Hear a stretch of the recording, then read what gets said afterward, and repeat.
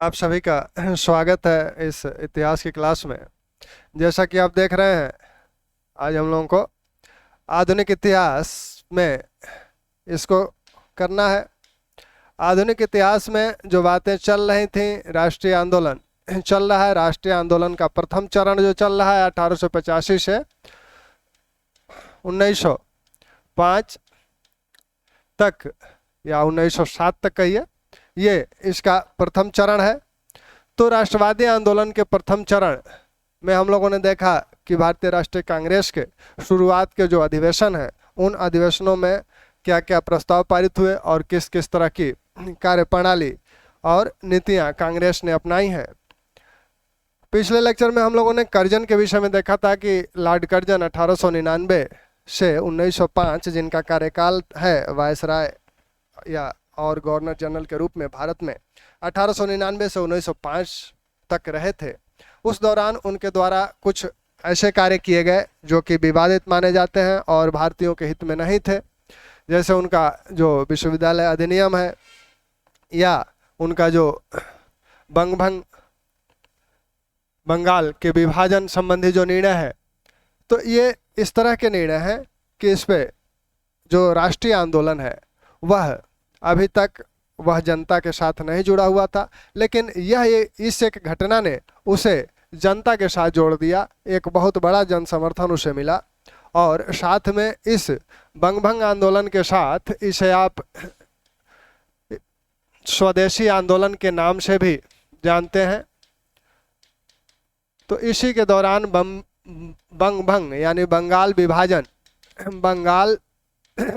विभाजन का विरोध किया गया और इसी विरोध के दौरान स्वदेशी का नारा दिया गया और स्वदेशी आंदोलन यहीं से निकला।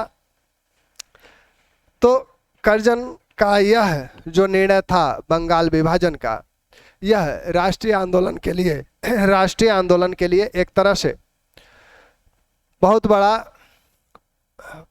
क्या कहेंगे उसे, आप कहें कि एक बूस्टअप के रूप में ये मिला। और अभी तक कांग्रेस जो सिर्फ सम्मेलनों तक सीमित थी, वह अब आंदोलन की राह पर चल पड़ी। कांग्रेस का जो अभी तक का कार्य है वो आप देख रहे हैं कि वो सम्मेलन करती है, वहाँ प्रस्ताव पारित होते हैं, याचिकाएं प्रार्थनाएं सरकार को ब्रिटिश संसद तक पहुँचाई जाती है और सोचा जाता है कि संवैधानिक सुधार और प्रशासन में सुधार किया जाएगा। जो प्रशासन की कमियां होती हैं उसे बताया जाता है। लेकिन यहाँ अब कांग्रेस आंदोलन के मूड में है, वह बहिष्कार की बात कर रही है, आंदोलन की बात कर रही है। तो इस प्रकार यह भारतीय राष्ट्रीय आंदोलन में एक टर्निंग पॉइंट साबित होता है बंगभंग की यह घटना। तो आज हम लोग इस बंगभंग की बात करें। बंगाल विभाजन, दरअसल बंगाल विभाजन की बात सबसे पहले 1903 में शुरू हुई। 1903 में सरकार के समक्ष ये प्रस्ताव था कि बंगाल का विभाजन कर दिया जाए। बंगाल एक बहुत बड़ा प्रांत है और प्रशासकीय असुविधा होती है, एक गवर्नर द्वारा इसे शासित करने में असुविधा होती है, इसलिए इसे दो भागों में बांटा जाए, ऐसा 1903 में कहा गया। उसके बाद कर्जन ने पूर्वी बंगाल में एक सभा किए और वहाँ पर उन्हें यह ज्ञान हुआ कि हमें इस विभाजन के साथ मुस्लिम हिंदू विभाजन भी कर देना चाहिए, यानी फूट डालो और राज करो की नीति में बंगालियों को एक दूसरे से बंगालियों का विभाजन था, लेकिन बाद में ये सोचा गया कि हिंदू मुस्लिम संबंधी विभाजन भी इसके साथ जोड़ दिया जाए। तो 1903 में के बाद सरकार कुछ दिनों तक इसे ठंडे बस्ते में डाल दी और सरकार ने एक तरह से अप्रत्यक्ष रूप से कहा कि हम बंगाल विभाजन नहीं करने जा रहे हैं। जब 1903 में इसकी बात आई थी तो उसी समय बहुत विरोध हुआ था, विशेषकर जो पूर्वी बंगाल असम में अनेक सभाएं, लगभग 500 सभाएं हुई थी, बहुत याचिकाएं दी गई थी, ब्रिटिश संसद को भी दी गई, जिसमें 75 हजार हस्ताक्षर होते थे उन याचिकाओं में। उस समय के लिए ये संख्या बहुत बड़ी थी। लेकिन ब्रिटिश सरकार ने जब यह कहा कि अभी विभाजन नहीं होगा, तो लोग समझ गए कि अब विभाजन का प्रस्ताव संभवतः हटा दिया गया है, तो लोगों ने अब धन्यवाद प्रस्ताव देना भी शुरू कर दिया। तभी 1905 में पुनः एक संशोधित प्रस्ताव की बात की जाने लगी। 1905 में एक संशोधित प्रस्ताव की बात की जाने लगी। यह बात जो कही गई थी ये 1903 में शुरू हुई थी और 1905 में संशोधित प्रस्ताव की बात होने लगी।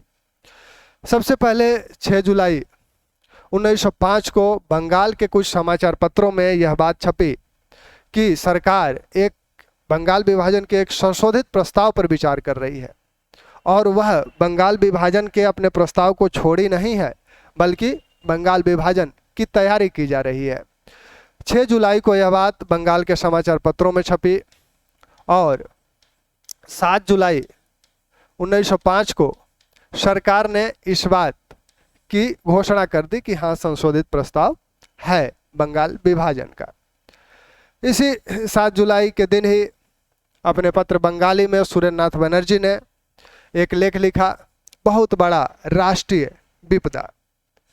इसे एक राष्ट्रीय विपदा की संज्ञा उन्होंने दी और बहुत बड़ी राष्ट्रीय विपदा की संज्ञा दी और उस लेख में उन्होंने यह जताया कि अगर बंगाल विभाजन किया जाता है तो एक व्यापक आंदोलन इसके विरोध में किया जाएगा। फिर यह बात आगे बढ़ती रही। जब ये खबर आ गई कि बंगाल विभाजन जिंदा है, अभी होगा, तब विरोध के काम आगे बढ़ते रहे और इसी बीच 19 जुलाई को सरकार ने इस विभाजन का विस्तृत प्रारूप शिमला से जारी किया। विभाजन का विस्तृत प्रारूप शिमला से जारी किया गया। यह बात 20 जुलाई को समाचार पत्रों में छपी। 20 जुलाई 1905 को बंगाल के समाचार पत्रों में छपी, तब लोगों को इस विस्तृत प्रारूप की जानकारी हुई।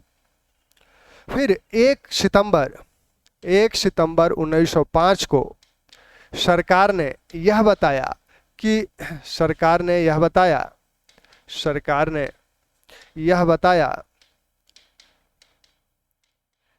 16 अक्टूबर 1905 को बंगाल विभाजन लागू हो जाएगा। यानी 16 अक्टूबर 1905 से यह जो विभाजन है यह लागू हो जाएगा। तो यहाँ जो तिथियां हैं, इन तिथियों का ध्यान रखिएगा क्योंकि ये तिथियां बार बार पूछी जाती हैं। 6 जुलाई को सबसे पहले संशोधित प्रस्ताव की जानकारी समाचार पत्रों के माध्यम से लोगों को हुई। 7 जुलाई को सरकार ने यह स्वीकार किया कि हाँ, ऐसा प्रस्ताव है। 19 जुलाई को सरकार ने विस्तृत प्रारूप शिमला से जारी किया कि पूर्वी बंगाल में कौन कौन से क्षेत्र होंगे, उसकी जनसंख्या कितनी है, उसका क्षेत्रफल क्या होगा, पश्चिमी बंगाल में क्या होगा। तो यह सारा विस्तृत प्रारूप 19 जुलाई को जारी किया गया। 20 जुलाई को बंगाल के समाचार पत्रों में यह बात छपी और लोगों को यह विस्तृत प्रारूप की जानकारी प्राप्त हुई। 1 सितंबर 1905 को सरकार ने यह कहा कि 16 अक्टूबर 1905 से बंगाल विभाजन लागू हो जाएगा। तो बंगाल विभाजन लागू होने की जो तिथि है वो है 16 अक्टूबर 1905 और सरकार ने विस्तृत प्रारूप किस तिथि को जारी किया था? 19 अक्टूबर 1905। कुछ किताबों में 20 अक्टूबर भी मिलेगा, लेकिन वो 20 अक्टूबर वाली तिथि सत्य नहीं है। तो 16 अक्टूबर 1905 को बंगाल विभाजन प्रभावी हो जाएगा, ऐसा कहा गया। इस दौरान जो अब बंगाल विभाजन है क्या? बंगाल विभाजन में जो बंगाल प्रांत है इसको आप उसी समय से देख रहे हैं, पलासी और बक्सर युद्ध के बाद जो इलाहाबाद की 2 संधियां हुई थीं और बंगाल, बिहार, उड़ीसा की दीवानी ब्रिटिश कंपनी को 1765 में मिल गई थी। उसी समय से बंगाल प्रांत और बंगाल प्रेसिडेंसी अस्तित्व में आया था। लेकिन यह एक बड़ा प्रांत, धीरे धीरे अन्य क्षेत्र भी जीते गए। उत्तर प्रदेश के क्षेत्र भी जीते गए, जिसे उत्तर पश्चिम प्रांत बोला गया। असम भी जीता गया। तो ये सब बंगाल में ही जुड़ते चले गए। तो बड़ा प्रांत था। हालांकि 1865 में उत्तर पश्चिम प्रांत को इससे अलग किया गया था। 1874 में असम को इससे अलग कर दिया गया था। तो इनके अलग करने के पश्चात जो क्षेत्र बचा हुआ था, यानी आज जिसे हम पूर्वी बंगाल कहते हैं, पश्चिमी बंगाल कहते हैं, तो पूर्वी बंगाल, पश्चिमी बंगाल और साथ में बिहार, उड़ीसा, ये सब बंगाल में ही थे। एक बड़ा प्रांत वास्तव में था। तो इसको क्या करना था? इसको विभाजित करना था, 2 भाग में करना था। इसे 2 भाग में इसे करना था। एक आपका पूर्वी बंगाल और एक आपका पश्चिमी बंगाल। इसमें बंगाल जो पूर्वी बंगाल है, पूर्वी बंगाल के 3 डिवीजन इसमें शामिल होने थे, 3 डिवीजन इसमें शामिल होने थे, साथ में असम इसमें शामिल होना था। इसमें क्या है, पश्चिमी बंगाल का क्षेत्र है और साथ में बिहार है, उड़ीसा है, बिहार है और उड़ीसा है। ठीक, इसकी जो जनसंख्या है वो 5 करोड़ 40 लाख है, 5 करोड़ 40 लाख होनी थी। कुल पूरे संयुक्त बंगाल की जो जनसंख्या थी वो लगभग आपकी 8 करोड़ के आसपास थी। तो ये 5 करोड़ 40 लाख ये जनसंख्या होनी थी और इसकी जनसंख्या आपकी होनी थी, इसकी जनसंख्या होनी थी 3 करोड़ 10 लाख, 3 करोड़ 10 लाख के आसपास। ठीक, अब इसमें यह विभाजन जो किया गया तो इसमें हिंदू और मुस्लिमों की संख्या भी देख ली जाए, क्योंकि वो भी एक उद्देश्य है। तो यहाँ जो हिंदू और मुस्लिमों की संख्या थी 5 करोड़ 40 लाख में लगभग 4 करोड़ 50 लाख हिंदू हैं, 50 लाख हिंदू हैं इसमें, और यहाँ जो है 90 लाख मुस्लिम है। ठीक, यहाँ जो है इस जनसंख्या में लगभग 1 करोड़ 80 लाख, 1 करोड़ 80 लाख हिंदू हैं, सॉरी मुस्लिम हैं, और 1 करोड़ 10 लाख 20 लाख 1 करोड़ 30 लाख के आसपास, 1 करोड़ 20 लाख या 30 लाख के आसपास हिंदू हैं। तो यहाँ आप देख रहे हैं कि यहाँ बहुमत किसका है, मुस्लिमों का, यहाँ हालांकि हिंदुओं का बहुमत है। इस विभाजन का प्रमुख कारण या औपचारिक कारण जो बताया गया सरकार द्वारा, वह औपचारिक कारण बताया गया प्रशासकीय असुविधा होने के कारण इसे विभाजित किया जा रहा है। 2 छोटे छोटे प्रांत होंगे तो अच्छे से कुशलता के साथ प्रशासन किया जा सकता है। तो सरकार द्वारा जो औपचारिक कारण बताया गया विभाजन का औपचारिक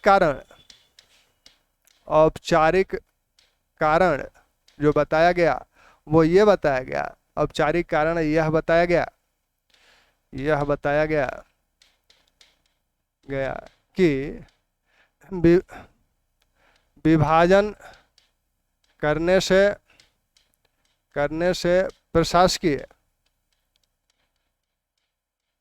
प्रशासकीय सुविधा होगी जो अब तक नहीं हो रही थी।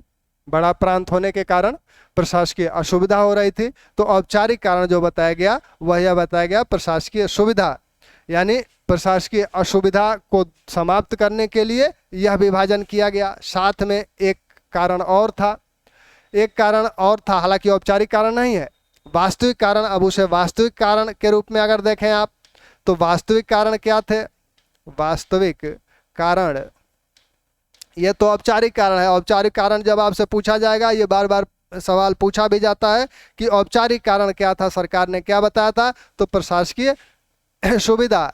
अब जिस टर्मोलॉजी में हमने लिखा है वो प्रशासकीय सुविधा है, दूसरी टर्मोलॉजी में ये प्रशासकीय असुविधा हो जाएगा। हाँ, जब इसे आप ऐसा कहेंगे तो ये प्रशासकीय असुविधा कैसे हो जाएगा कि प्रशासकीय असुविधा के कारण यह विभाजन आवश्यक हो गया था, ऐसा कहेंगे आप।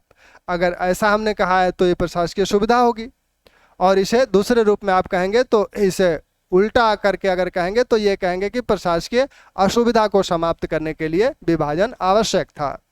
वास्तविक कारण जो थे, वास्तविक कारण मुख्यतः 2 हैं। पहला तो संयुक्त बंगाल एक राजनीतिक शक्ति थी, राष्ट्रीय आंदोलन का एक तरह से नेतृत्व बंगाल से होता था और बंगालियों द्वारा किया जा रहा था। तो इस बंगालियों की एकजुटता को तोड़ना सरकार का एक लक्ष्य था कि कलकत्ता जो केंद्र बनता जा रहा है राष्ट्रीय आंदोलन का, इस केंद्र को बिखेर दिया जाए। तो राष्ट्रीय आंदोलन का गढ़ जो कलकत्ता बना हुआ था, राष्ट्रीय आंदोलन के गढ़ कलकत्ता और बंगालियों को बिखेरना था कि यहाँ से बंगाली कुछ उधर चले जाएंगे, कुछ इधर रह जाएंगे, और पश्चिमी बंगाल में जो रहेंगे उसमें पूरे बंगालियों का बहुमत तो रहेगा नहीं, यहाँ बिहारी भी हैं, उड़िया भी हैं, तो यहाँ भी बंगालियों का वर्चस्व नहीं रह पाएगा। तो ये कारण रहा। दूसरा एक कारण इसी में फूट डालो और राज करो नीति के तहत ये दोनों कारण हैं। दूसरा जो कारण है वो सांप्रदायिक कारण है। सांप्रदायिक कारण ये है कि ब्रिटिश सरकार ने पूर्वी बंगाल को मुस्लिम बहुल प्रांत के रूप में प्रस्तुत किया।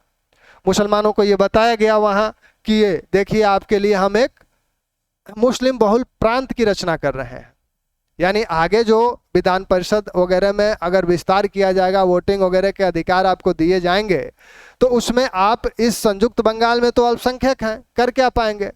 आपका बहुमत वाला एक प्रांत मिल रहा है, वहाँ आप अपनी सरकार वगैरह जो बनाना है वहाँ लाभ आपको मिलेगा उसका। तो ये लालच मुस्लिमों को दिया गया। और दूसरा कारण जो था वो सांप्रदायिक था, सांप्रदायिक। तो ये दो वास्तविक कारण थे, लेकिन औपचारिक कारण था प्रशासकीय असुविधा को समाप्त करना। अब इस बात को कैसे पता लगा कि ये वास्तविक कारण है? वास्तविक कारण इसलिए पता लगा क्योंकि उस समय जो गृह सचिव रिजले थे, वो उनका जो बयान है वो कहते हैं कि संयुक्त बंगाल एक शक्ति है और विभाजन से यह बिखर जाएगा, यानी वो इसे बिखेरना चाहते हैं, इसलिए विभाजन करते हैं।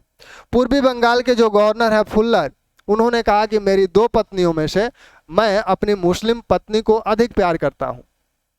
यानी उनका मतलब ये कहना था कि हम हिंदुओं को नहीं बल्कि मुस्लिमों को अधिक चाहते हैं और आपके लिए एक बहुमत वाला प्रांत भी बना के दे दिए। तो ये कारण रहे इनके। आपने देखा ही कि इसमें आपके 1,80,00,000 मुस्लिम हैं, यहाँ बहुमत है 1,20,30,00,000 के आसपास ही आपके हिंदू हैं, और यहाँ बिहारी और उड़िया भी हैं। हालांकि हिंदुओं की संख्या अधिक है, लेकिन अगर दूसरे तरह से देखा जाए तो यहाँ बिहारी, उड़िया, बंगाली तीनों एक साथ मिक्स हैं, तीनों के कल्चर अलग अलग हैं। तो कुछ उस समय के भी कुछ लोगों ने कहा कि इस तरह से विभाजन नहीं करना था। अगर प्रशासकीय असुविधा थी ही तो आपको विभाजन करना ही था, तो दूसरे हिसाब से विभाजन करते। आप बिहार उड़ीसा को अलग अलग करते, क्योंकि यहाँ दोनों के कल्चर अलग अलग हैं, यहाँ असम को मिलाने की आवश्यकता नहीं थी। तो इस तरह से 3 स्टेट आप बनाते तो प्रशासकीय सुविधा आपको दिखती, लेकिन उद्देश्य तो वास्तविक उद्देश्य कुछ और था, तो इसलिए यह विभाजन हुआ। अब विभाजन के पश्चात हुआ क्या, आपने देखा है क्या देखा गया था? उसमें देखा गया कि 7 जुलाई की तिथि, जिस दिन सरकार ने स्वीकार की थी कि हमारे पास संशोधित प्रस्ताव है, तो 7 जुलाई की उस तिथि 7 जुलाई 1905 को ही अपने पत्र बंगाली में सुरेंद्र नाथ बनर्जी ने क्या कहा? अपने पत्र बंगाली में सुरेंद्र नाथ बनर्जी ने एक लेख प्रकाशित करवाया जिसका शीर्षक था एक बहुत बड़ी राष्ट्रीय विपदा। तो एक बहुत बड़ी राष्ट्रीय विपदा की संज्ञा सुरेंद्र नाथ बनर्जी ने इस विभाजन को दिया था, और इसके साथ यह भी कहा था कि यह जो राष्ट्रीय विपदा है, इसके अगर विभाजन लागू किया जाता है तो हम इस विभाजन का विरोध एक व्यापक आंदोलन से किया जाएगा। विभाजन का विरोध व्यापक आंदोलन से किया जाएगा। तो अभी तक आप देख रहे हैं कि जो उदारवादी राष्ट्रवादी हैं वो आंदोलन की बात नहीं कर रहे हैं, याचिका और प्रार्थना की बातें कर रहे हैं, लेकिन यहाँ सुरेंद्रनाथ बनर्जी यहाँ आ गए कि एक व्यापक आंदोलन से इसका विरोध किया जाएगा। 13 जुलाई 1905 को 13 जुलाई 1905 को कृष्ण कुमार मित्र ने अपनी पत्रिका संजीवनी में 13 जुलाई 1905 को कृष्ण कुमार मित्र ने अपनी पत्रिका संजीवनी में यह कहा कि इस विभाजन का विरोध हमें कैसे करना है। इस विभाजन का विरोध हमें बहिष्कार से करना है, बायकॉट से करना है और इसे शोक के रूप में मनाना है। तो पहली बार बहिष्कार की बात अगर किसी ने की तो वो कृष्ण कुमार मित्र हैं, और शोक दिवस मनाने की बात की, शोक मनाने की बात की तो वो भी कृष्ण कुमार मित्र हैं। उसके बाद लाल मोहन घोष ने भी 17 जुलाई को अमृत बाजार पत्रिका में एक लेख छपा और उसमें लाल मोहन घोष ने भी इस बात का समर्थन किया, शोक का और बहिष्कार का। माना जाता है कि उस पत्रिका में जो लेख था वो लाल मोहन घोष का ही था। तो सबसे पहले 13 जुलाई 1905 को अपने पत्र या पत्रिका संजीवनी में कृष्ण कुमार मित्र ने बहिष्कार बायकॉट का आह्वान किया तथा और क्या कहा, तथा शोक मनाने का प्रस्ताव किया।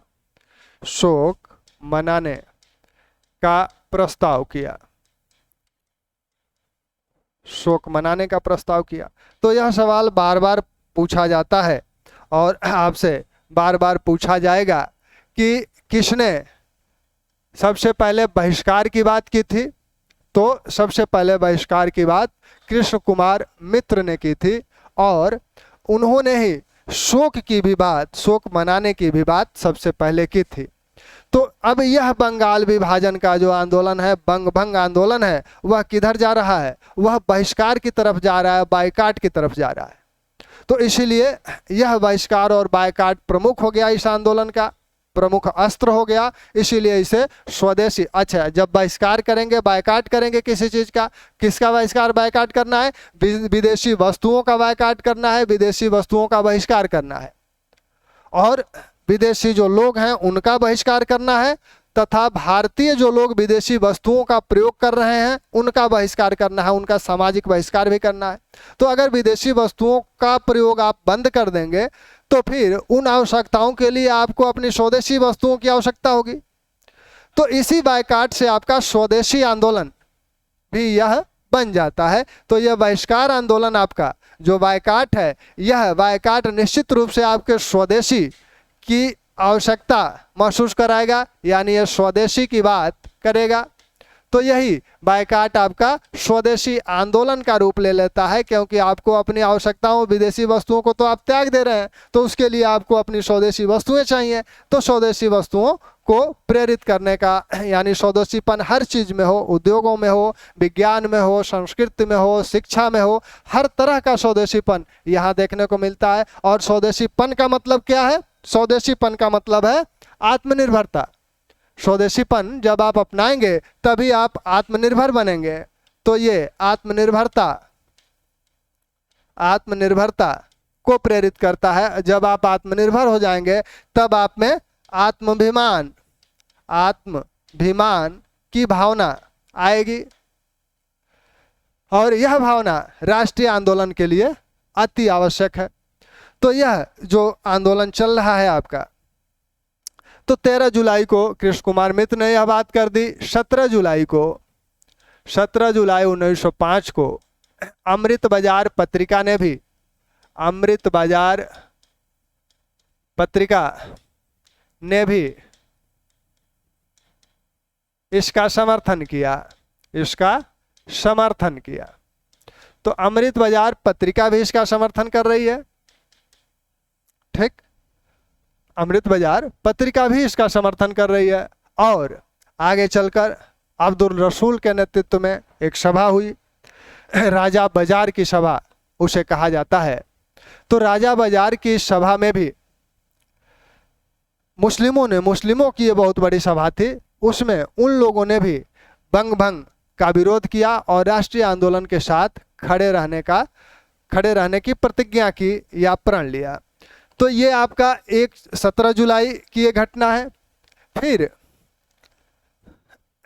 7 अगस्त की वह घटना, 7 अगस्त 1905 को 7 अगस्त 1905 को कलकत्ता के टाउन हाल में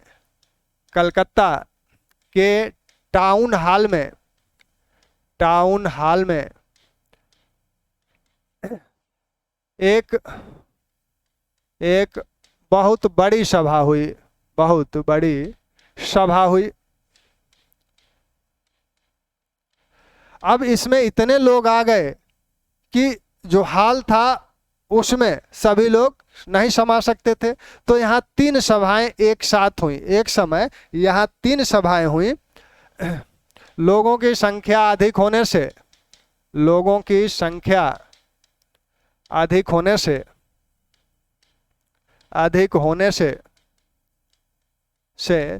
3 सभाएं अधिक होने से यहाँ 3 सभाएं करनी पड़ी। तो 3 सभाएं करनी पड़ी। जो अंदर वाली हाल वाली सभा थी उसके अध्यक्ष जो थे मुनिंद चंद नंदी थे। हाल वाली या अंदर वाली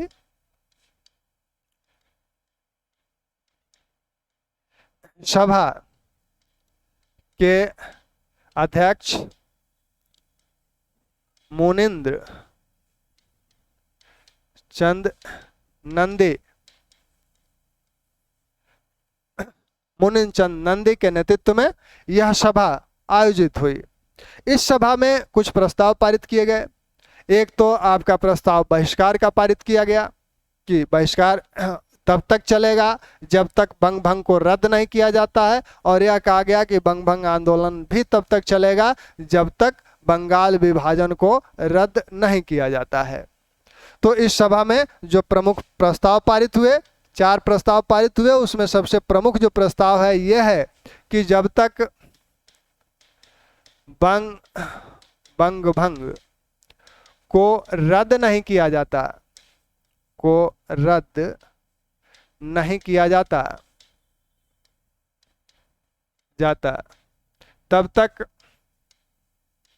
तब तक आंदोलन जारी रहेगा। आंदोलन और बहिष्कार जारी रहेगा।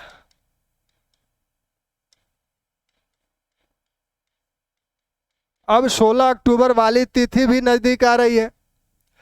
अक्टूबर के पहले सप्ताह में रविन्द्रनाथ टैगोर ने बंगाल वासियों के नाम एक सार्वजनिक पत्र लिखा और उसमें कहा कि इस दिवस को आप लोग राखी दिवस के रूप में मनाएं। राखी दिवस के रूप में मनाने की सलाह का प्रस्ताव किसने रखा? रविन्द्रनाथ टैगोर